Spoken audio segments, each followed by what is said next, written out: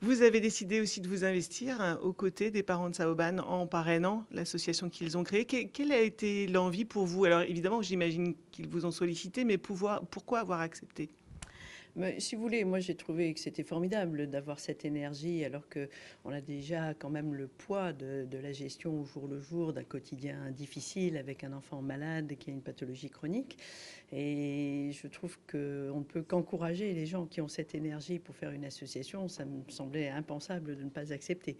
Ça, c'est le premier point. Et deuxièmement, je pense que c'est extrêmement important que la recherche se développe parce que c'est des pathologies qu'on voit de plus en plus chez les enfants de plus en plus petits. Et il est donc très important qu'on ait la compréhension des mécanismes inflammatoires et des travaux dans le cadre de la mise en place de nouveaux traitements dans ces maladies qu'on soigne très bien, mais certaines d'entre elles sont vraiment très difficiles à équilibrer. Quel est votre investissement du coup à leur côté? Qu'est-ce que vous êtes justement là pour les informer sur les avancées de la recherche et puis vous avez d'autres envies aussi? Alors pour l'instant, l'association est très jeune, hein. Elle a débuté en fin d'année dernière. La famille a organisé plusieurs manifestations, commence à rassembler des fonds qui vont permettre d'envisager justement des travaux de recherche.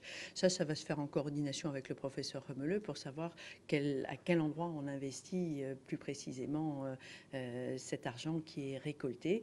Les projets de recherche coûtent cher et il faut cibler les choses par rapport à la pathologie présentée par ce petit garçon. Donc l'idée c'est que vous soyez le relais entre lui et la famille et l'association? Voilà, moi je soutiens bien sûr l'action de cette famille. Je ne suis pas très disponible parce que j'ai beaucoup de travail par ailleurs, mais en tout cas, je ne peux que les encourager à poursuivre dans cette voie-là.